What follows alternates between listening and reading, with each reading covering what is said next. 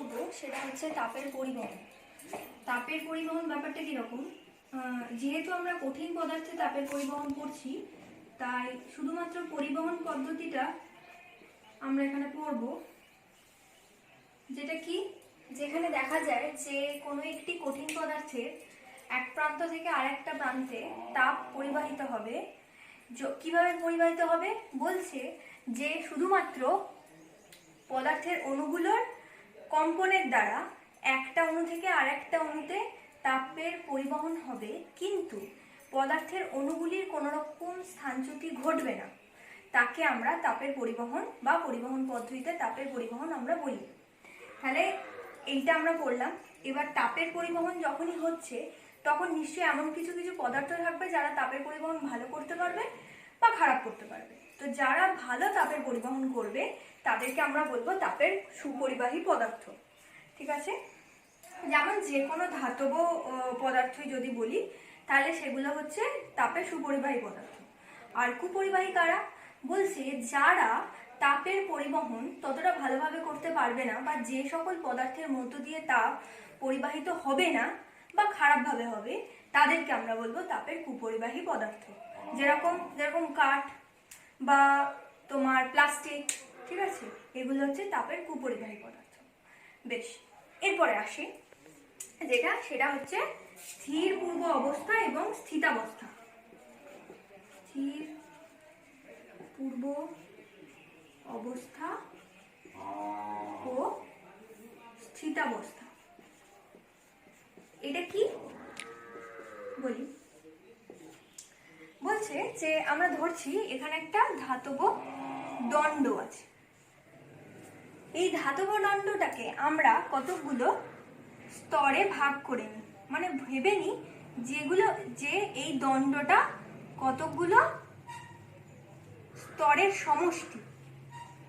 এইবার যদি আমরা এই প্রান্তটাকে কোনো একটা তাপীয় উৎসের সাথে যোগ করি বা এইখানে যদি আমরা কিছু পরিমাণ তাপ দিই তাহলে কি ঘটনা হবে?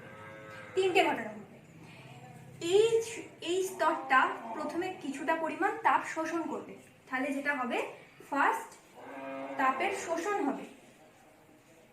এবং তোমরা জানো যে কোনো জিনিস যদি বা কোনো পদার্থ যদি তাপ শোষণ করে তাহলে কি ঘটে? এই স্তরের উষ্ণতা বৃদ্ধি ঘটে। তাহলে তাপ শোষণ করে কি করবে? স্তরটা নিজের উষ্ণতার বৃদ্ধি ঘটাবে, প্রথম। সেকেন্ড হচ্ছে কিছুটা পরিমাণ বিকিরণ ঘটবে বাইরের তল থেকে। এটা আটকানো যায় যদি আমরা কোনো একটা অন্তরক পদার্থ দিয়ে এই দণ্ডটাকে মুড়িয়ে ফেলি, তাহলে কিন্তু বিকিরণ পদ্ধতি আটকানো কিছুটা সম্ভব। যাই হোক, তাহলে প্রথম যেটা হবে, শোষণ করবে কিছুটা পরিমাণ এই বাইরের স্তর থেকে বিকিরিত হবে কিছুটা পরিমাণ, আর যেটুকু পরিমাণ তাপ বেঁচে থাকবে সেই তাপটা কি করবে? এই স্তরটা এই দ্বিতীয় স্তরটাকে দিয়ে দেবে, মানে যতটা পরিমাণ তাপ বাঁচলো। তাহলে কি হলো? লাস্ট যেটা ঘটবে সেটা হচ্ছে পরবর্তী স্তরে অবশিষ্ট তাপের স্থানান্তর বা পরিবহন। অবশিষ্ট তাপের পরিবহন, এই তিনটে ঘটনা ঘটবে। যতক্ষণ এই তিনটে ঘটনা ঘটছে সেই অবস্থাটাকে আমরা বলবো স্থির পূর্ব অবস্থা। মানে কি? মানে আমরা কি বললাম এই স্তরটাকে আমি কিছুটা পরিমাণ তাপ দেব, তাপটা নিয়েও কি করবে? ফার্স্ট ও কিছুটা খাবে বা কনজিউম করবে, যার ফলে কি হবে? এই স্তরটার খানিকটা উষ্ণতা বৃদ্ধি করবে। সেকেন্ড, কিছুটা পরিমাণ তাপ বাইরের স্তর থেকে বিকিরিত হবে। আর থার্ড কি হবে? যেটুকু পরিমাণ অবশিষ্ট তাপ বাঁচলো সেটা নেক্সট স্তরে চলে যাবে। যতক্ষণ এই তিনটে ঘটনাই ঘটবে ততক্ষণ সেই রকম অবস্থাটাকে আমরা বলবো স্থির পূর্ব অবস্থা। এবং এমন একটা সময় চলে আসবে এবং দেখা যাবে যে এরকম ভাবে খানিকটা তাপ নেবে, তারপর নেক্সট স্তরটা আবার নেবে, তারপর আবার পরেরটা নেবে, এইভাবে চলতে চলতে একটা সময় আসবে যখন এইখানে তাপ দেওয়ার ফলে এই প্রথম স্তরটা আর কোনোভাবেই তাপের শোষণ ঘটাবে না। মানে তাপের এই যে শোষণ, প্রথম যে পয়েন্টটা আমরা বললাম, এই প্রথম পয়েন্টটা, এইটা যখন আর ঘটবে না, মানে তার যতটা খাওয়ার ক্ষমতা সে ততটা খেয়ে ফেলেছে, তার পেট ভরে গেছে, সে তখন কি করতে পারবে না? আর খেতে পারবে না, তখন কি হবে, বাইরের স্তর থেকে বিকৃত হবে এবং রেস্ট অফ দ্য অ্যামাউন্ট কি হবে, নেক্সট স্তরে চলে যাবে। তাহলে এই যে ঘটনাটা এইটা আর ঘটবে না। তার মানে যে অবস্থায় গিয়ে কোনো একটা ধাতব পদার্থ আর তাপ শোষণ করবে না, সম্পূর্ণ তাপের কিছুটা অংশ বিকৃত হবে এবং পুরোটাই অবশিষ্ট পুরো অংশটা পরবর্তী স্তরে চলে যাবে, সেই অবস্থাটাকে আমরা বলবো স্থির অবস্থা বা স্থিতাবস্থা। বোঝা গেছে? তাহলে এই দুটো ঘটনা এখানে হলো। পরে আমরা যেটা পড়বো সেটা হচ্ছে তাপ পরিবাহিতাঙ্ক আমরা নির্ণয় করব। কোনো একটা পদার্থের তাপ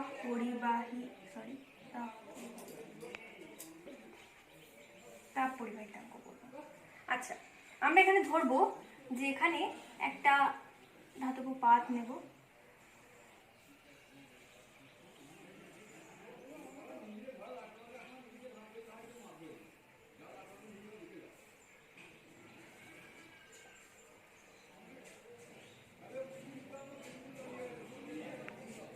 আচ্ছা এইটা আমরা ধরলাম এটা একটা ধাতব পাত, সেখানে পাতের যে ক্ষেত্রফল সেই ক্ষেত্রফলটা হচ্ছে এ।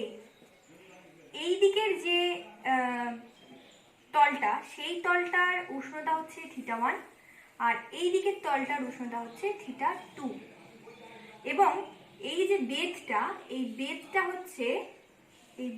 হচ্ছে ডি, এই বেধটা। বেশ, এবং কি হবে দেখা যাবে যে আমি কি করব, আচ্ছা এখানে একটা জিনিস বলে দিই, সেটা হচ্ছে এই থিটা 1 আর থিটা 2 মধ্যে থিটা 1টা বড় থিটা 2টা ছোট, মানে এই তলের উষ্ণতাটা বেশি এই তলের উষ্ণতাটা কম। বেশ, এবার কি ধরবো যে এই স্তরটার উপরে আমরা কি করেছি, কিছুটা পরিমাণ তাপ দিচ্ছি, ধরছি কিউ পরিমাণ তাপ দেওয়া হয়েছে এবং এই আচ্ছা তাহলে দেখা যাচ্ছে যে কিউ পরিমাণ তাপ এই তলটা থেকে এই তলটার দিকে যাবে। কেন? কারণ এই তলটার উষ্ণতাটা বেশি এবং এই তলের উষ্ণতাটা কম, মানে উষ্ণতা যেখানে পার্থক্য আছে এবং যেখানে উষ্ণতা বেশি সেখান থেকে কম উষ্ণতার দিকে কি হবে, তাপ পরিবাহিত হবে। তাহলে এই স্তর থেকে বা এই তলটা থেকে আমার কি হবে, ওই দিকের যে তলটা সেই তলটাতে আমার কিছুটা পরিমাণ তাপ যাবে। সেই কতটা পরিমাণ তাপ যাচ্ছে সেটাকে আমরা ধরছি কিউ, মানে ধরি কিউ পরিমাণ তাপ যাচ্ছে, ধরি কিউ পরিমাণ তাপ পরিবাহিত হচ্ছে, পরিবাহিত হবে। বেশ, এবার বলছে যে এই যে কিউ পরিমাণ তাপ মানে কতটা, সেইটা কতগুলো বিষয়ের উপর নির্ভর করে। কিসের উপর দেখি, কিউ ইজ প্রপোর্শনাল টু এ, মানে কোনো একটা তলের ক্ষেত্রফল যত বেশি হবে, এই ক্ষেত্রফলটা যত বেশি হবে তত বেশি কি হবে, তাপ যাবে। মানে যদি আমরা দেখি একটা এইরকম ক্ষেত্রফল আছে A1 আর একটা এরকম ক্ষেত্রফল আছে A2, অবশ্যই এখানে যে ক্ষেত্রফলটা মানে এখানে অণুর সংখ্যাটা অনেক কম, এখানে অণুর সংখ্যাটা অনেক বেশি, তাহলে কি হবে, বেশি পরিমাণ অণু তাপ যেহেতু পরিবাহিত করছে তাই এখানে কি হবে, পরিবাহিত তাপটা অনেক বেশি হবে। সেকেন্ড যেটা হচ্ছে θ1 মাইনাস θ2 এর সাথে প্রপোর্শনাল হচ্ছে, তার মানে উষ্ণতার পার্থক্য θ1 মাইনাস θ2 মানে হচ্ছে প্রথম তল এবং দ্বিতীয় তলের মধ্যেকার উষ্ণতার পার্থক্য। এই পার্থক্য যত বেশি হবে তত কি হবে, বেশি পরিমাণে তাপ কি হবে, পরিবাহিত হবে। যেমন যদি প্রথমটার উষ্ণতা 15 হয় এবং লাস্ট মানে সেকেন্ড তলের উষ্ণতা যদি 2 ডিগ্রি হয়, সেখানে যে পরিমাণ তাপ যাবে, যদি আমি 50 ডিগ্রি থেকে 2 ডিগ্রিতে তাপ পাঠাই তাহলে আমরা বুঝতে পারবো যে এই ক্ষেত্রে অনেক বেশি তাপ যাচ্ছে, যেহেতু কি হচ্ছে, তাপমাত্রা পার্থক্য অনেক বেশি হচ্ছে। ঠিক আছে, আর কি বলছে, কতটা বেশি সময় ধরে তাপ যাচ্ছে তার উপর নির্ভর করবে সমানুপাতিক হারে। মানে আমি 5 মিনিট ধরে তাপ দিলাম, যতটা তাপ গেল, যদি আমি 6 মিনিট 7 মিনিট 8 মিনিট 10 মিনিট করে যদি সময় বাড়াতে থাকি তাহলে অনেক বেশি পরিমাণে তাপ যাবে, এটা খুব সহজ ব্যাপার। আচ্ছা, আর লাস্ট যেটা হচ্ছে সেটা হচ্ছে বেধের সাথে ব্যস্তানুপাতিক সম্পর্ক। তার মানে বেধ যত ছোট হবে মানে সরু হবে, এই যে বেধটা এই বেধটা যত সরু হবে তত আমার কি হবে, বেশি তাপ যাবে। অবশ্যই, কারণ কি, এই বেধটাতে যে তাপটা অণুগুলো আছে সেগুলো কি করছে, বাধা প্রদান করছে। ঠিক আছে, এবং যত এই বেধটা বড় হবে তত আমার তাপটা কি হবে, কম পরিবাহিত হবে। তাহলে এই 4টে বিষয়কে যদি আমি একত্রিত করি তাহলে আমি কি পাবো, এইখানটা থেকে আমি লিখতে পারবো Q is proportional to a theta 1 minus theta 2 into t by d। বেশ, নেক্সট লাইনে এই সমানুপাতিক চিহ্নটা উঠিয়ে একটা সমান চিহ্ন দিলাম এবং এখানে একটা কনস্ট্যান্ট নিয়ে এলাম কে a theta 1 minus theta 2 into t by d। আচ্ছা, এই কেটাই হচ্ছে আমার কি তাপ পরিবাহিতাঙ্ক।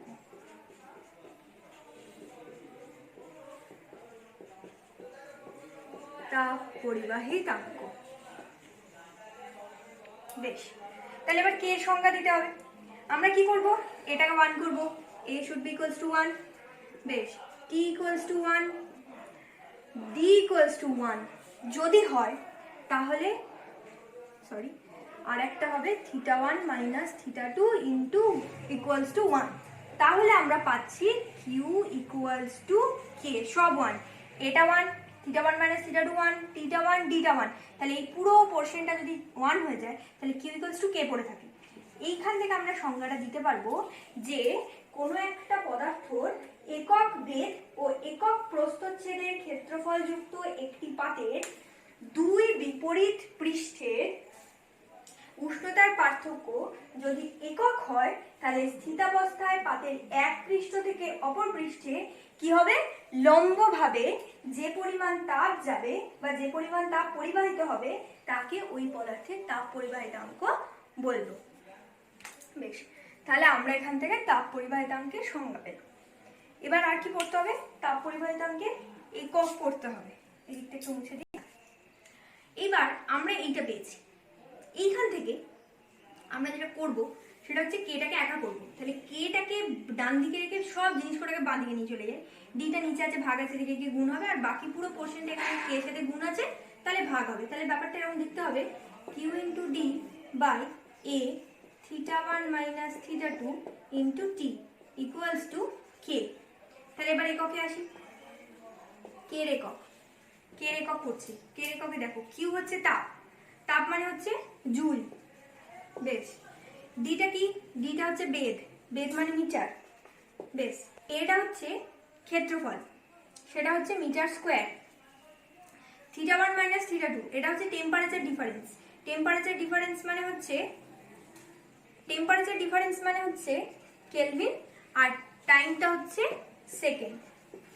বেশ, তাহলে আমরা যদি পুরো ব্যাপারটাকে দেখি, এখানে মিটার একটা মিটার স্কোয়ার ক্যান্সেল হচ্ছে, তাহলে আমরা পেলাম জুল, কেলভিন ইনভার্স,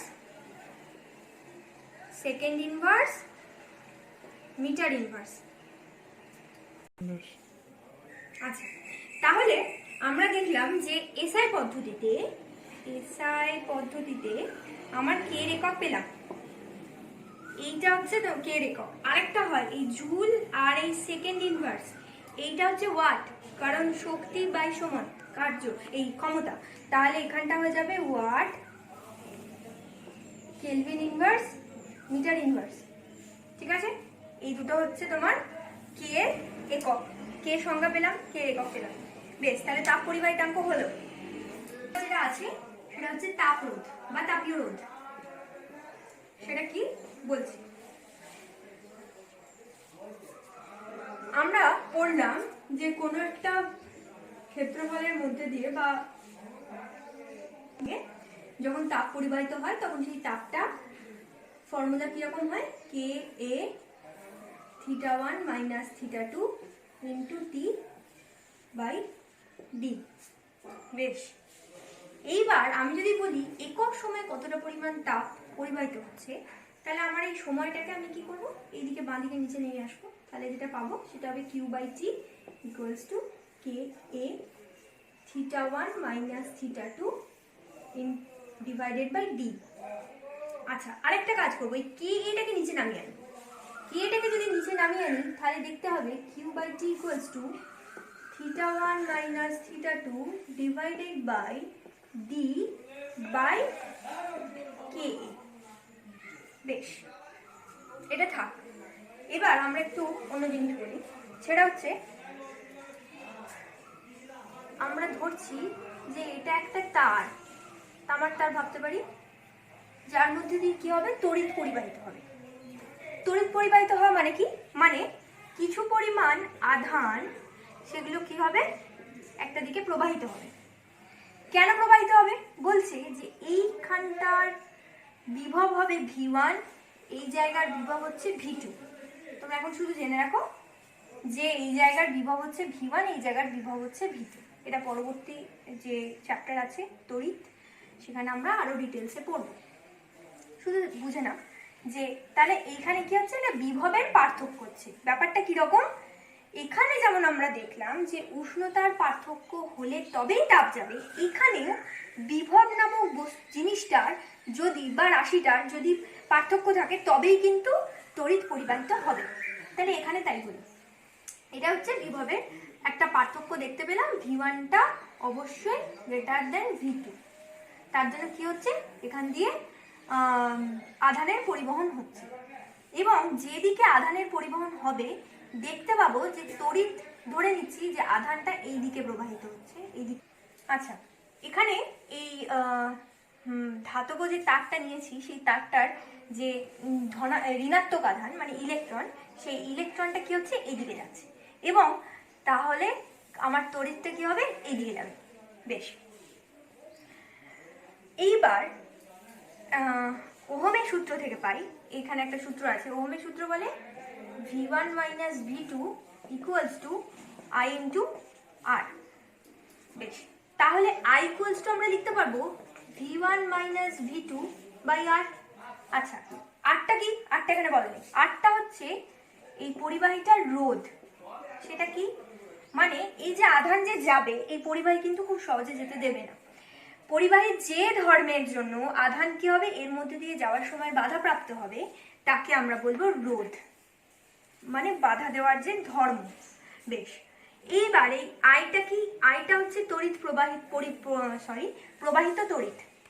এই আইটাকে আমরা লিখতে পারবো কিউ বাই টি। কিউটা কি, কিউটা হচ্ছে আধান, মোট আধান ডিভাইডেড বাই সময়, equals to V1 minus V2 by R। তোমরা শুধু এই লাইনটাকে দেখবে, এই লাইনটা এবং এই লাইনটা, এই দুটো লাইন যদি আমরা একটু তুলনা করি তাহলে দেখতে পাবো যে দেখো এখানে আধান পরিবাহিত হয়েছে, এখানে তাপ পরিবাহিত হয়েছে।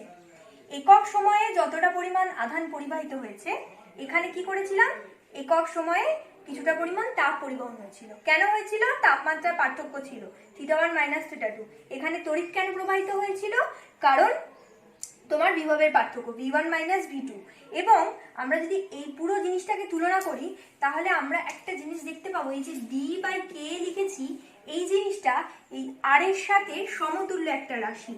তার মানে R equals to D by KA। তার মানে এই রাশিটাও আমাকে কি দেবে, একটা রোধ জাতীয় একটা রাশি দেবে। সেটা কি রোধ হবে, তাপীয় রোধ। তার মানে কোনো একটা ধাতব পরিবাহীর মধ্যে দিয়ে, মানে তাপীয় পরিবাহীর মধ্যে দিয়ে যখন তাপ যাবে, তখন যে ধর্মের জন্য কি হবে, সেই তাপ পরিবহনে বাধাপ্রাপ্ত হবে, তাকে আমরা বলবো তাপীয় রোধ, যেটার ভ্যালু কত হবে, D বাই K। ডিটা হচ্ছে বেদ, কেটা হচ্ছে তাপের পরিবাহিতাঙ্ক সেই পদার্থের, এবং এটা হচ্ছে ক্ষেত্রফল। বেশ, তাহলে এই রাশিটাকে আমরা বললাম তাপীয় রোধ। জিনিস বলা হয়নি, সেটা হচ্ছে কে এর আমরা মাত্রা বলি, একবার বের করে নিই। K equals to Q into D divided by A, θ1 minus θ2 into T. K যখন মাত্রা করবো তখন এটা হচ্ছে তাপ, তাপ এক প্রকার শক্তি, তাহলে শক্তির মাত্রা ml স্কোয়ার T⁻²2। আর ডিটা হচ্ছে বেদ, মানে হচ্ছে লেন্থ, এল, নিচে হয়ে যাচ্ছে ক্ষেত্রফল এল স্কোয়ার, এটা হয়ে যাচ্ছে টেম্পারেচার, ক্যাপিটাল থিটা লিখতে পারি বা কে লিখতে পারি, আর এটা হচ্ছে টাইম টি।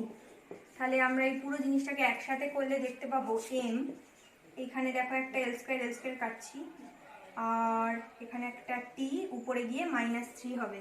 তাহলে এম এল কে ইনভার্স T⁻⁻3, এটা হলো কে এর মাত্রা। এটা বলা হয়নি।